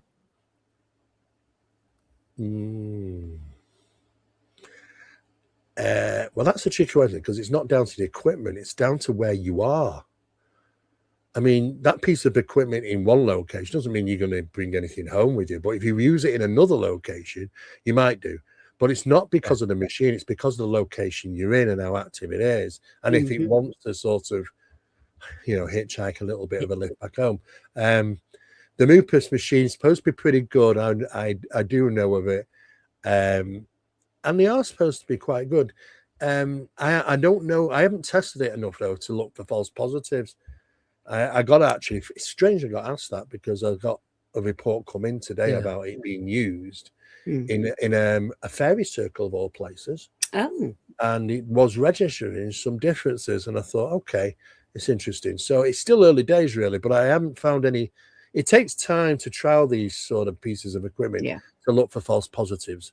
But at this moment in time, there's quite a few people I know that are saying that, yeah, it's interesting. It does show certain anomalistic behaviors. But I wouldn't worry about, you don't need any equipment, Shelley, for them to come back. You don't. No, you don't. You don't need anything, hon. All you need is basically something to say, oh, look, I'd like to come back. Some of them might just come back for the night, come back for the day. Some of them may be a little bit longer, but some aren't bothered. Look, these things are everywhere. We live in a world of them all around us. We just don't see them until I get to show you. There's more dead people than there are living. So you'd be surprised. I'm going to show you some stuff about quantum imaging, and you'll have an idea what is around us. Right. Final question, I promise. So this is from Tets. Question: Steve, has a river fish got an electric shield like around it like a UFO? I suppose some have, fresh eels do, and some maybe some does, of course they do. But I mean, when you talk about electric fields, I mean, it's not like the electric fields around UFOs are very intense, very intense. I mean, the output of light from UFOs have been registered up to 9.5. What was it now? Gigawatts. Now, 9.5 gigawatts is about what's being pushed out of a power plant on a daily basis. Oh wow! Yeah, but some of these have been emitted and profoundly manipulated the light. So you've got lumination and illumination. So under normal circumstances, if we've got a bright light in our hand, we can see the reflection of light on the surface below us. Yes. But the difference is when it comes to UAP or UFOs is that can be even more intense, and yet it does not diffuse an illumination on the ground. Casting a light, until it wants to. It can manipulate light, and it can even have light bend. It's crazy. I've got a photograph. This is why they can appear and disappear in the sky because they're literally just switching the light on and off.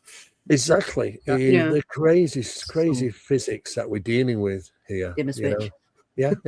Oh yeah, absolutely. No, that'll take too long. It's got to be a flick switch. They do it with their mind, Andy. They don't need switches. I know. It's a three little fingers, isn't it? Right. So, Steve, we're ready for the images then. Whenever you are. Here we go. Okay. So, last episode I was in talked about quantum imaging, new type of technologies that are coming out to capture the things around us. Right. So let me share screen. Well, see, I'm used to using Zoom, so how do I do this now? Select a tab to share. Oh, so you've got a choice between a window, entire screen, or tab. Also share tab audio. No, don't need that. I can't. I'm locked out now. Okay. So I can't all right. So I'm seeing. Just bear with me. Yeah. Let's get rid of that because I need to shut down some things so it's just seeing what I want it to see. Okay, Microsoft Edge. I need to open it then, do I? Yeah. So if you. So I'm seeing Microsoft Edge, Windows, and entire screen. Yeah. So you got entire screen. Window. Window. There it is. Got it. There we go. Yeah. Okay, so can you see these files? Yes. Can you see them okay? Okay. Now, when I'm going to click on these images, I'm going to show them in this. Can you see this? Just a grey. Yeah. Yeah. I can see the different so the files, images will appear in there. Okay. Yeah. All right, so one of the first photographs, okay, was I was told to take a photograph of 60% sky, 40% ground, my back garden. And then they would run it to see what is in that image. Right now, I didn't see nothing, just a couple of trees, the side of the house, my pagoda, and that was it. But when it came back, this was one of the first layers of imaging. Okay, this is just blue sky.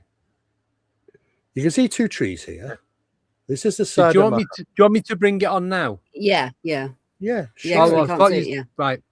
Sorry, I thought you was going to make it bigger. That was all. I can make it bigger if you can see it. Yeah. Can that bigger for you? Can you see that image? No.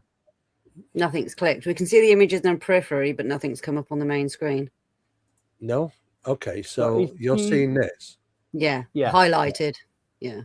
Yeah. 04. When I click on that, it opens up in a different piece of software. Right. So what you can do with that, I need to select not that, but the other. Right. Bear with me. That's right. I'll take that one off while you do it. I just didn't want to share everything on your screen because I didn't know if you had any private stuff or anything on there. Just wait to double check. Just all works. Top secret case files. I'll be like, yeah. Right. Okay. So I have to. It looks like I'm going to have to stop sharing, and then share again. Stop sharing, then share again, and then reshare. Yeah. Share screen. Right. Select window. No, need to bring this one up. It's not showing that window. Oh, it is. There it is. There we go. See it? Always a modern technology. Is that better? Yeah. Okay. Yes. So this is just blue sky. Yeah. There's 2 trees, and this is my pagoda. This is the side of the house and shed. But it should just be blue sky. So I don't know what all this was. So that's not pixelation or image compression or anything like that? When I said to you about quantum imaging, it's made up of layers. Layers, right? This is one of the layers. Right. And let's go to a next layer. Right. And now it starts getting really crazy. Oh. What the hell are them? What is that? And that. Well, it's not as even if you're taking a photo directly into the sun. So no, it's the same photo. Yeah, it's just a different layer. Looks like faces. It does look like looks like a cross. It's weird. Now, here we get to the. Prepare yourself. What? Oh, that reminds me of that painting. That's the sea of faces. That is the sea of faces. That is what you refer to as cranial maxillofacial facial amalgamates. Yeah. Look at this one. I mean, there's pareidolia. I know we recognize faces, but that's when you close your eyes and you get all those faces coming at you. Okay, so skull and twisted. Well, so that's just a start. So let me let me go to when I got thumped in the back. Because I like this one. Okay, so during the poltergeist case in 1996 in Rochdale, I got thumped in the back. Okay, can you see that image I've just brought up? No, you need to share it again. Oh. It's a pain in the ass. Yeah, every time you do it, you just have to reshare. All right, no problem. Let me do it. Right, gotcha. Window, open that up. Yep. Select what you can do, you can share a few different ones, so you've got them all lined up ready. Yeah. Right. Okay. Can you see this image? Oh God, yeah. That's you see that? That's where I got thumped in the back by the poltergeist. Nice brick fireplace as well. Yeah. That happened in 1996. Yeah. I've never recovered from that. Is it still that? It still plays you up? Yeah. Never recovered. The kidney. In fact, never recovered from that. It was it did take me across the room. Anyway, so I was asked to submit that photograph. Yeah. And for the quantum imaging guys. So they started looking into this. and to try and find out, is there anything that's associated with it? And what they started to notice when they started looking into enhancements, they're starting to see a toroidal, some type of toroidal disturbance when I got thumped, which leads to this analysis here, which is, this is inside, this is where my kidney is. This is quantum imaging of my kidney. And these are the stones in my kidney. What? Wow. Yeah. These are the stones in my kidney. Believe it or not. Crazy, isn't it? Yeah. That is mental. But in there, the faces. In there. Oh my God. Oh, yeah. Oh, yeah. Can you see them? Yeah. And then if you turn them sideways. Oh. It's almost Do you know like what they remind me of? stove.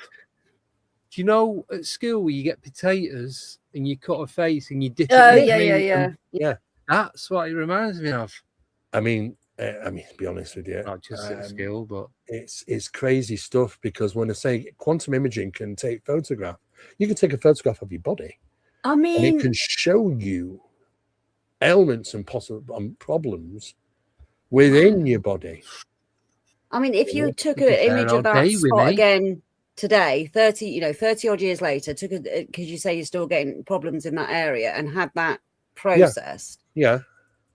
Oh, have you already done that? Back? Let me show you. Because I do have that's the one now. That was the one last month from the location. What? Cry. Look at them. It is to see her faces. I've never ever been out. I've never seen a physical representation of it before. Well, the thing is, at some point you're going to say, okay, it's got to be pareidolia. You got a bit of pareidolia. You're programmed to see. Your brain is programmed to recognise facial features. It's a survival mechanism from when we're children. Shape has got facial features. Yeah. So if it was pareidolia, for me, my understanding would be you might see 2 or 3 faces in it, not every single face.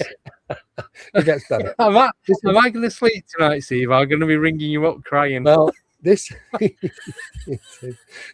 is a guy. I'll send you some big boy pants, Andy. You'll be fine. Thanks. This is a guy who's paranormal disturbances in bed. Yeah. He's reporting these disturbances around the side unit. Yeah. Things, something being there, disturbances on this unit, and things. So that photograph was run. Do you want to see the results? Go for it. I'm intrigued. Oh no. My God. Do you know what? I can't even look at that. I actually felt it is like the goblins from Labyrinth. This is the stuff. This is the stuff. And they're on his bed as well. Look, he got stuff actually on him. Backside and wow. Right, okay, so it's actually with that one, I actually felt sick. As soon as you put that up, I got that feeling. Yeah. And my eyes started to well up. There's a lot of stuff that's going on. God. You know, I mean, this place with the glowing eyes down here. What's going on here? It's crazy. I mean, but how can every single image be pareidolia? Is that it can't because I mean, is that a possible thing? What's the odds?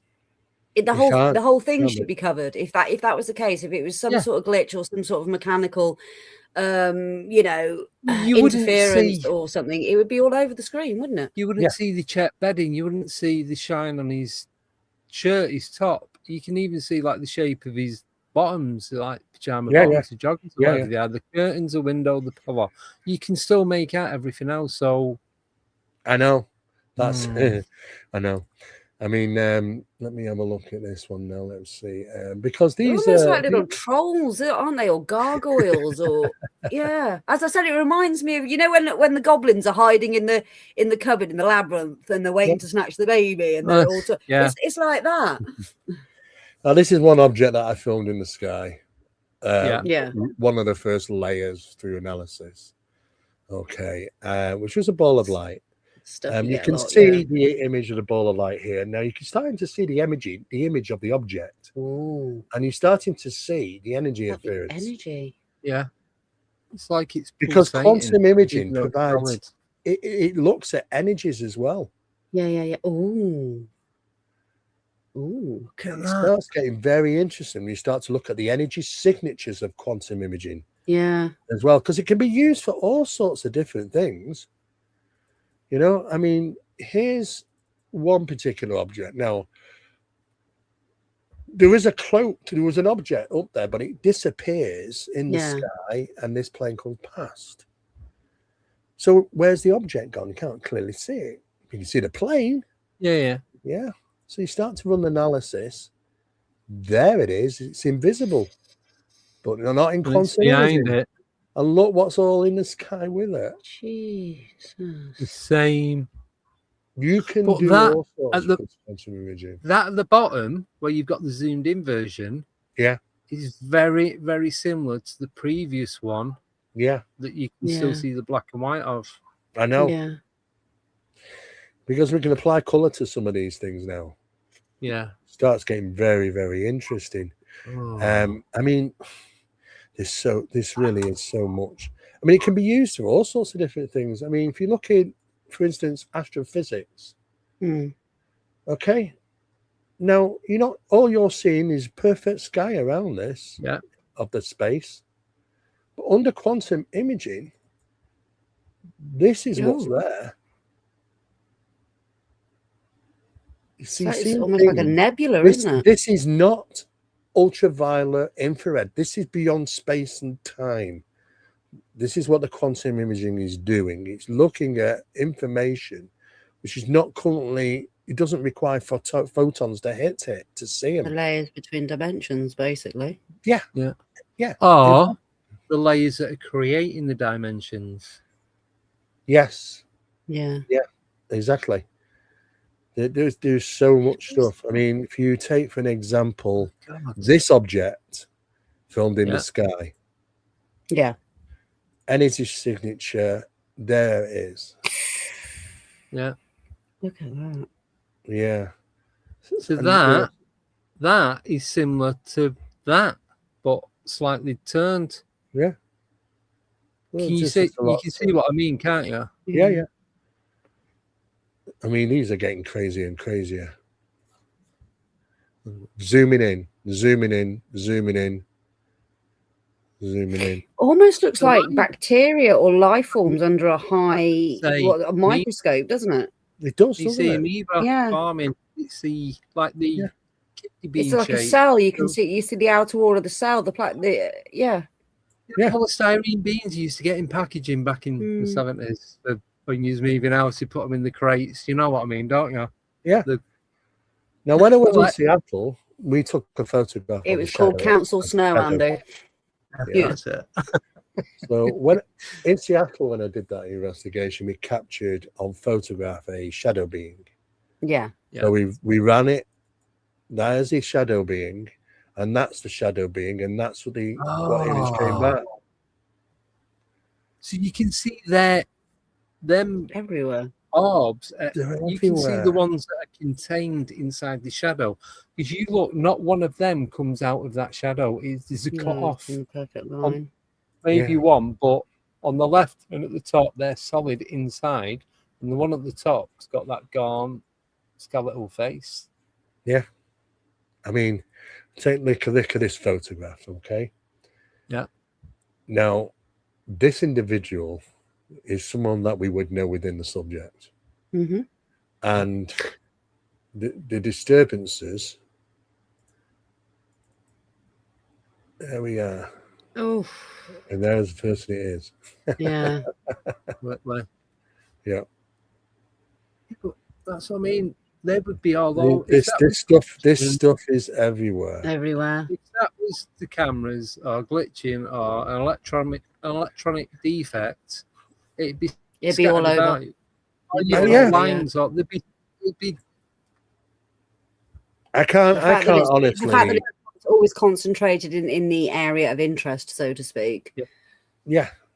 I mean, even terrain, you know, if you want to, the good thing is with quantum imaging is that you can find certain minerals, you know, so if you've got a photograph like this of people in a particular area and you run that, because this is a place where they've been doing digging to try and find certain things, and you run it, you can see prospecting. Yeah, you could see the shadow of these people, which It's is like, that. You know, like so you can work LiDAR, out the area of where they're actually digging. It's better than LiDAR because That's LiDAR what I can't see mean, our the chemical way makeup. LiDAR gets all the different terrains and Yeah. that, but this goes into That goes in total deep. detail and tells you exactly what's there. So I mean, they could be using this for hospitals, for scans to pick up things in the body, things that are wrong, imbalances in your energy system, your chakras. I mean, I know you've got Kirlian photography. God, could you imagine running a Kirlian image through this? Know. The thing is, it can be utilized for so many things. Wow. When we were doing the investigation in Spain, this was one of the photographs zoomed in of one of the objects. I'll show you the object. Yeah. That's the photograph of the object. Yeah. As it's traveling down the gorge. Okay. It's an unidentified object. Blink and you'll miss it. Yeah. Zoomed in is that. Yes. But when you apply it. No. So see now the thing is that now we've realized is that these cranial maximal facial amalgamates are there on a baseline of everything. Now, how do we know? Okay, so we can take photographs of anything, really. I mean, we can take photographs of being underwater, for an example. It doesn't really matter where you are. Can I ask a quick question? Yeah. Could this be then what the shared consciousness is? Is it if it's us and when we pass and we go over and our consciousness goes back into the source, is that what all these faces are? Is this the remnants of what's left of that energy? And that's what's creating everything else. And like you and Barry have been saying, it all goes back to the source, and it all go back to source. Yeah. Right. Well, if I was asked the question, what are these things? As an example, they're looking a bit grumpy. They're everywhere. They're everywhere. They're every photograph you take. If you go and take a photograph now, they're in it. Yeah. It doesn't matter if you're underwater. It doesn't matter if you're in space. It doesn't matter if you're in a vacuum. It doesn't matter when or where you are. These will be at one of those layers. They are there always as a baseline. Now, you think, okay, well, if you take a photograph and two immediate, you know, or put it on a one way, it just flusters through a load, a burst. Your second photo is different. The faces have moved. Yeah. Your third one, they're different. The faces have moved. This is not just fixed. They move between the photos. So they're evolving. They're fluid in motion and not. It's not just. Yes. Some look human. Some look like the bottom left-hand corner actually looks like ET. It does. Yeah. Well, it actually looks like the what's it from Doctor Who? Yeah. Well, from the zippy ones where they climb out the people. What becomes very interesting is that when we conduct certain experiments in the paranormal, supernatural, and take the photographs and look at them, these things become excited. These things become interactive. They're not just a baseline. There is baseline. They're always around us. But they can also interact and be stimulated and excited by some of the things that we're doing. If you take, for instance, this particular image, it's from Trey Hudson, Meadow Project. Yeah. Incredible work that he's doing. Yeah. You know, when you start to look at what's going on under these layers, you start to see a pattern. Look. Oh my God. You start to see what's actually going on. Look at the mouth in this. What? What the hell? And you're going through these different layers, you start to see different things. This is whilst this stimulation is going on through experiments. And you start, as you're going through all these different experiments, no matter what's happening, you stimulate the environment. Yeah. Now we're seeing cubes. Yeah. And on some of the video record, you seen the cubes? Nature doesn't do straight lines. Nope. This is refractal. Yeah. And these black cubes have been found at the Meadow Project. What? Out there during the investigations. Black cubes. 20 odd foot they are. Cubes. Bloody hell. Jessica Is this like the box phenomena that people have reported in the UFO field across the world? Katie Page had it on Rocky Mountain Ranch. I mean, I'll be talking with Katie Page soon about some of this. It's very similar, but on this particular incident, when you can check this out in the Meadow Project documentary, but it's incredible because you got two of his guys walking into it, and for them they can't see it, but in the quantum realm we can see it, and we can see the guys walking into it, and when the guys walk into it, they literally disappear. Is that Jessica Jones? We're talking Trey Hudson's Meadow Project. Oh, yeah, right. No, because Jessica Jones, they went out doing an investigation, and two of their guys walked into a cube. They come back out, but they passed not long after that. Well, I have to say, there's quite a few are passed. That was with Greg Ogles, wasn't it? Trey Hudson's team. Yeah. But I know as well on Skinwalker, they filmed a black cube when he was with Travis. Well, some of this just above the bush line. Yeah, well, some of this technology was used on Blind Frog Ranch in a TV episode for them. So, I mean, it's been utilized by some of the biggest companies, including some 3-letter companies.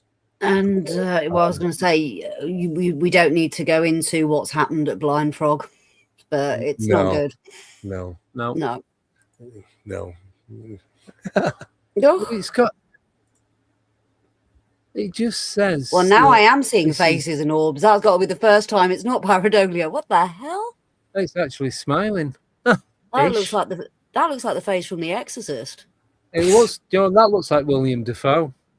Actually, don't you think? Getting sued. It is. Whatever you've got to consider, like what myself and Trey Hudson have been talking about, is that the brain. This might be manufactured, in a purpose way, because our brains are, without a shadow of a doubt, the most recognized things that we react to is faces. Faces. We're programmed that way to survive. We're programmed. The brain is programmed that, and not only that, to obtain data from emotions. Yes. Anguish, upset, happiness, comical, whatever. So what is it that these things are that are, and I mean, when I say everywhere around us, I mean everywhere around us. Is that our consciousness? I don't know. Just our everywhere. Consciousness, our emotions. Some of them, I mean, without using the D word, some of them look quite, demonic. Well, we've got to be careful that we don't. No, I'm not labeling it, but it's just like the angry like gargoyles almost. Right. The D word. These things look like tormented souls. They do. I get it. But some of these are just within cubes and structures. Could it just be our energy, our consciousness that we're kicking out after we've used that emotion? It's gone. We are aware. I mean, that's just the first layer of. That's just quantum entanglement, Andy. That's how you create a residual haunting when you're alive through expending emotion. You can create a haunting and still be alive. Residual living. Yeah. Start doing it over the layers, and before you know, there they are. And they're not fish. They're around him. Sleeping with the fishes, maybe. They're everywhere. But they're not faces. That's the thing. They don't look like the different types of anomalies in the water than what they are. It might just be that one picture. I don't know, but or maybe not. It's so strange, aren't they? So I mean, at some point we'll get into the second layer of photographs, which I can share with you. We can do that next time if you want. Yeah. So where do we? Well, let me just stop this. So I think we need to take some photos in our home and send them in to Steve. I've got billions. You know what? It doesn't matter. It doesn't matter how old the photograph is. Hey, you could even send a 10-second video in. It doesn't matter. Yeah. Right? But we do that all the time. We look at them and it's just the same things that keep showing up. But sometimes you get constructs. Sometimes you get patterns. And now we're realizing that the conscious world we see consists of this E8 lattice. Yes. If you want to know more about that, go onto YouTube, type in E8 lattice and watch the video. It tells you all about what we see a crystalline lattice of reality. Yeah. And within that lattice are these facial constructs, maxillofacial constructs or amalgamates. They're everywhere as a baseline. But within a microsecond later in the next photo, they've altered. Moved. Yeah. So they're not just still. And they stimulated and excited by some of the things were associated in the paranormal supernatural research, like what Trey Hudson's found, incredible work he's doing, and some of the stuff that we've got, so we've got all sorts of different things. Now we can go back and look at the data and say, okay, well, this was the video when years ago when I took this and got this strange thing. And I just want to finish off with one last photo for tonight. Yeah, that's fine. I want to resubmit the Enfield photos. Well, this is during our experiments when we reached a point of manifestation.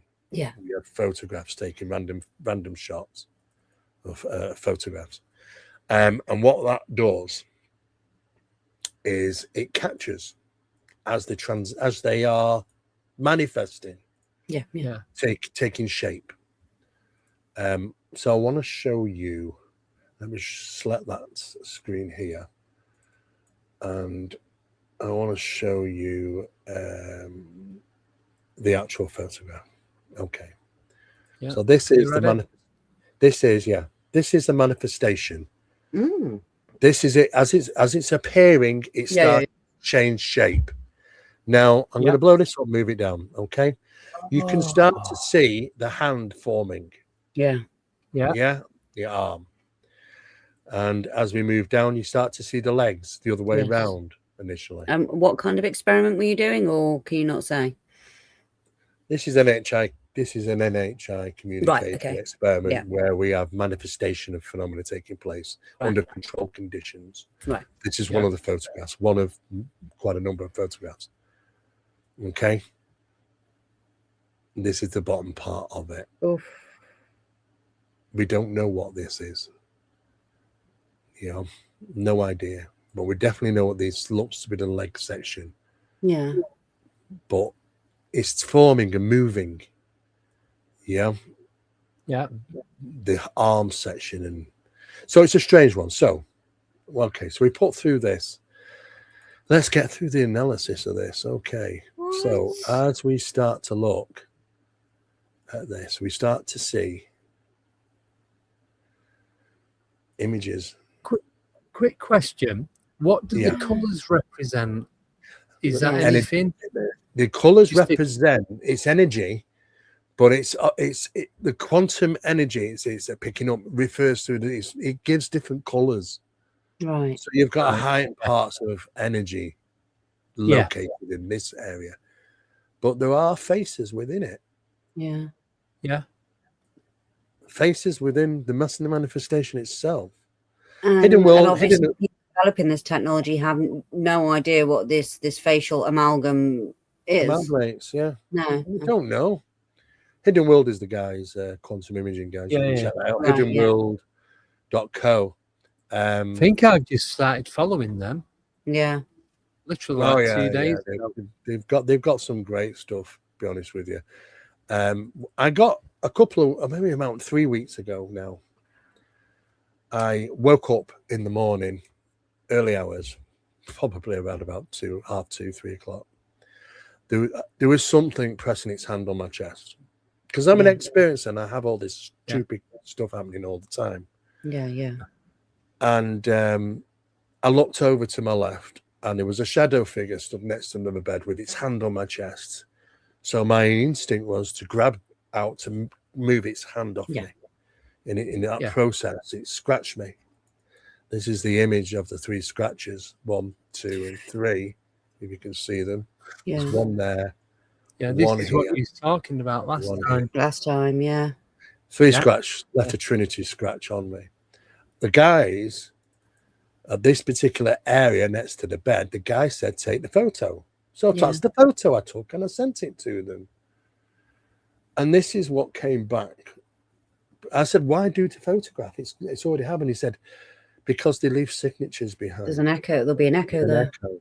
Yeah. This was the photograph. Oh. This is the bed. This and this. Yeah. Both of them straight away. There's not even that as well, actually. I was going to say there's one with like a long neck. But you could almost see facial features. Yeah. Like bone structure. And it's like an echo effect of what's left at the side of the bed. Absolutely crazy. And that was 3 weeks ago. Maybe their energy is that strong, it leaves like a permanent shadow. I don't know. It will do it. I mean, energy imprint, you can't destroy it. It just goes from one form to another. So if you've got something with the high intense energy, like, say you've got nuclear stuff around, and then you move the nuclear stuff away, you're still going to get that imprint, aren't you? You're still going to get that residual radiation energy. Yeah. So say if it's giving off radiation, you're going to get the permanent shadow, aren't you? Yeah. I mean, I don't know what to make of these things, but to be honest with you, I have seen enough.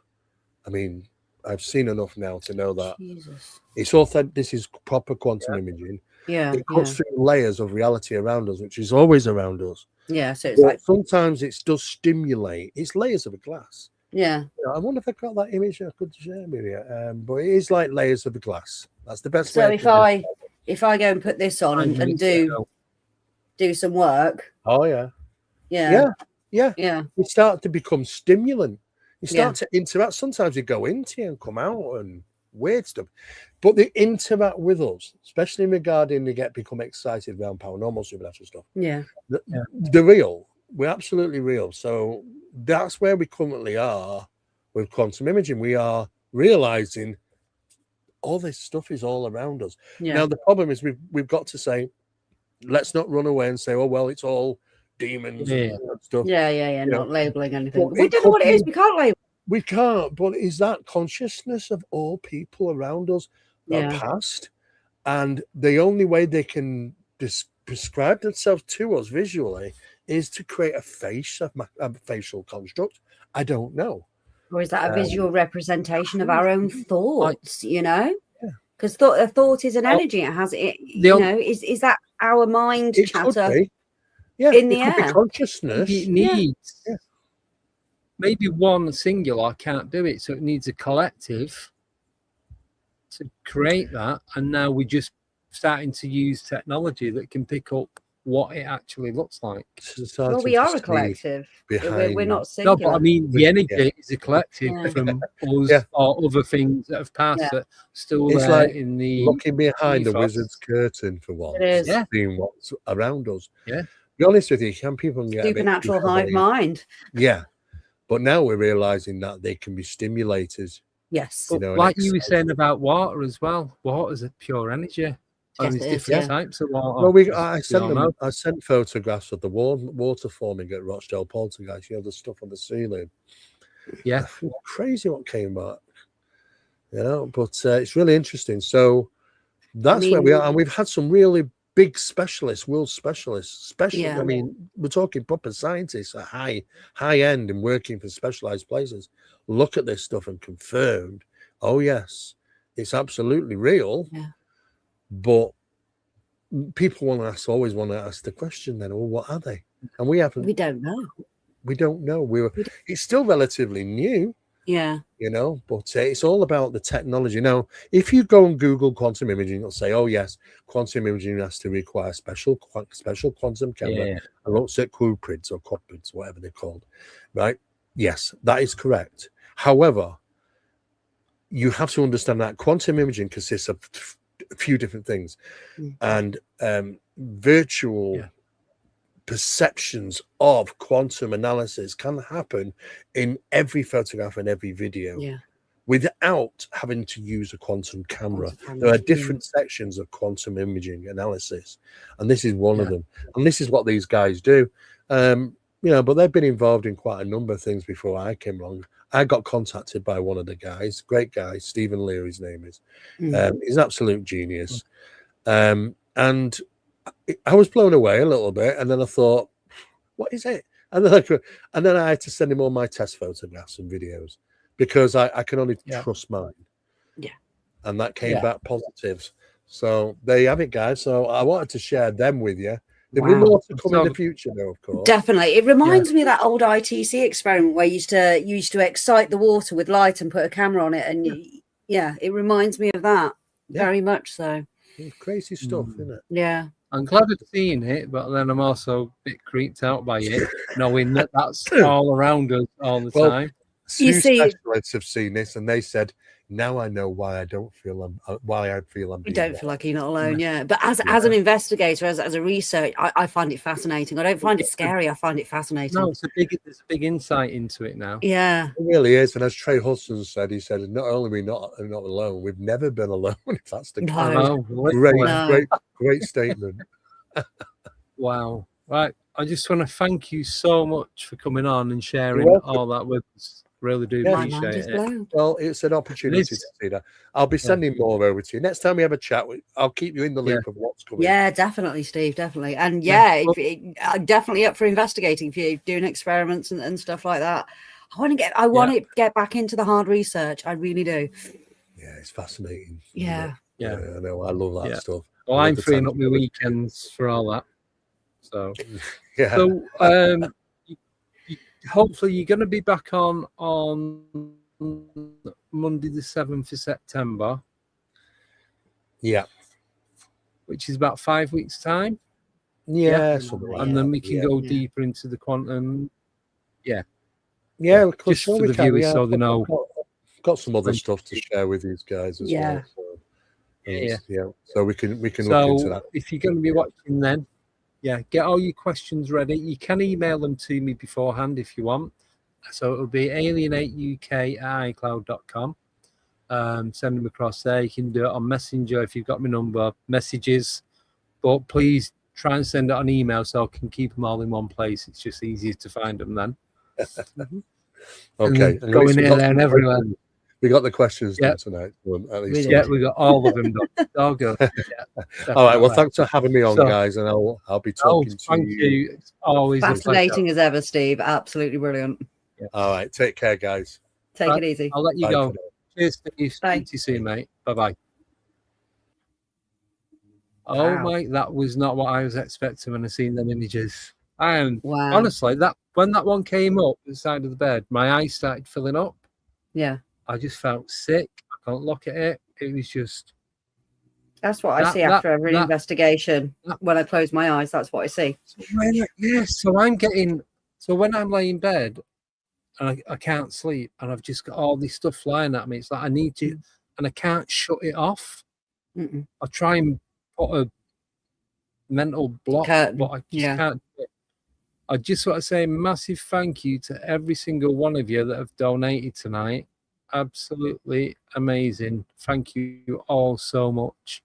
Shelley, Dan962 and Og, I think it was. Thank you, guys. So yeah. I can off air, I can tell you what to do to close down from that, Andy. So you don't get that. I can do it. It just takes a while. But just a quick one to let you know, I was doing some filming in a secret location over the weekend that should be coming out towards the end of the year, maybe next year. And I found a big chunk of rose quartz. Quite impressed. And so when you said, did you ask, could you take it? Yeah. I went, I'm having that. Always ask permission. Always ask permission. Oh, no one said, no, you're not. So I'm taking that as good. Maria will spank your ass, mate.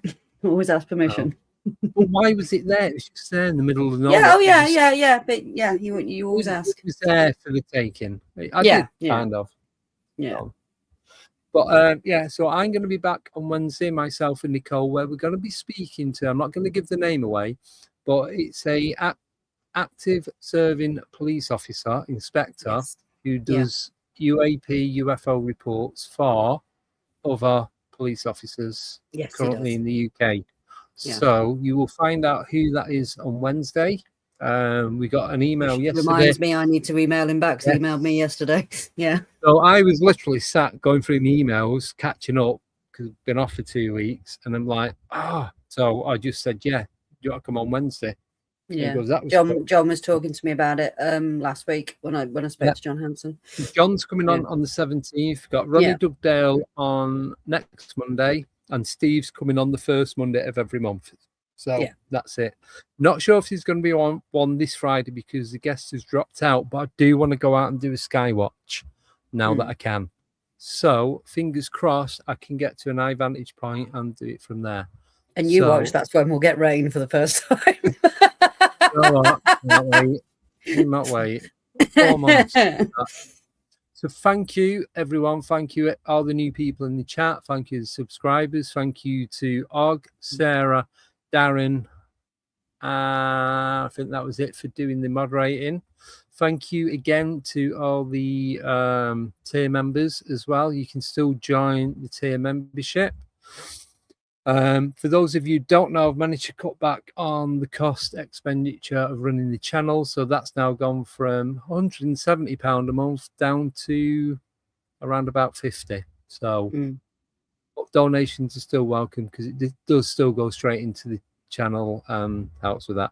And I just want to say that everyone that I met over the last few days is absolutely amazing. I met Steve Collin, I give him the plaque. I drove up to Scarborough, give him the plaque with the names on it.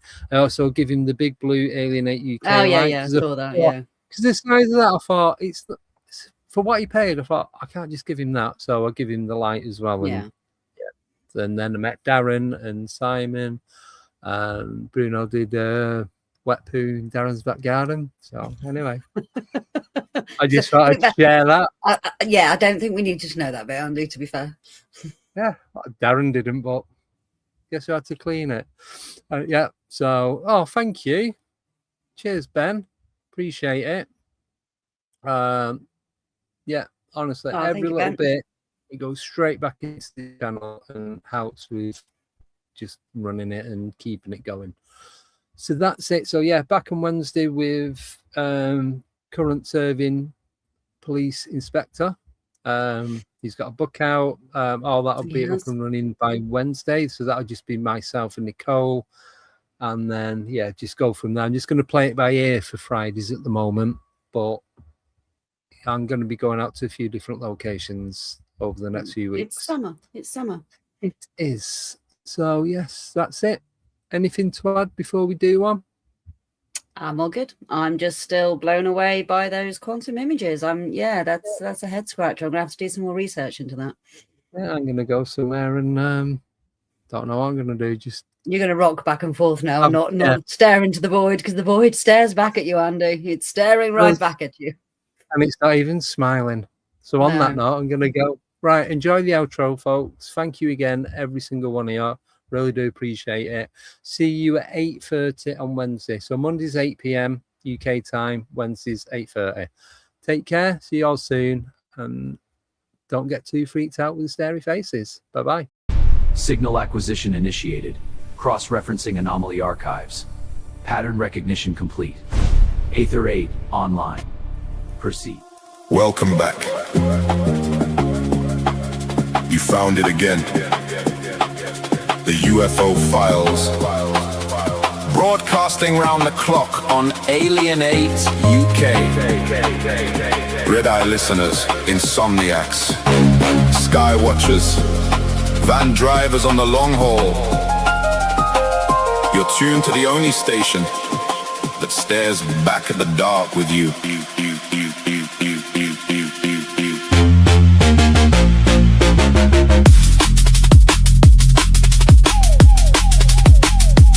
24 hours, we circle the same old questions.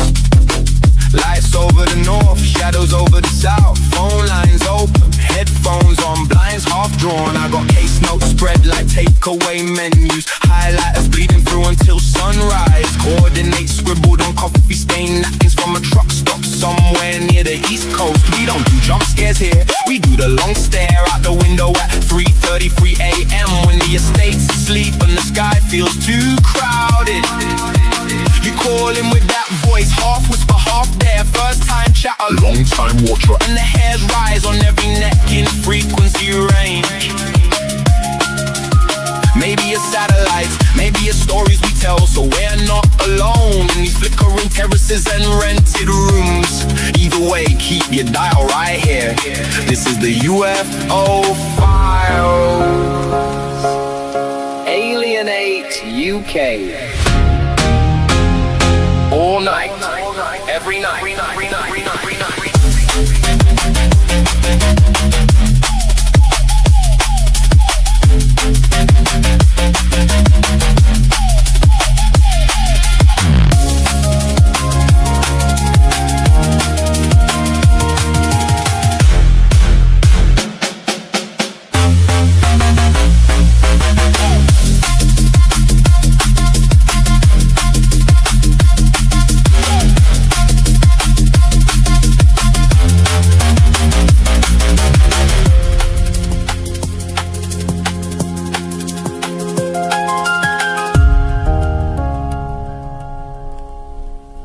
Welcome back.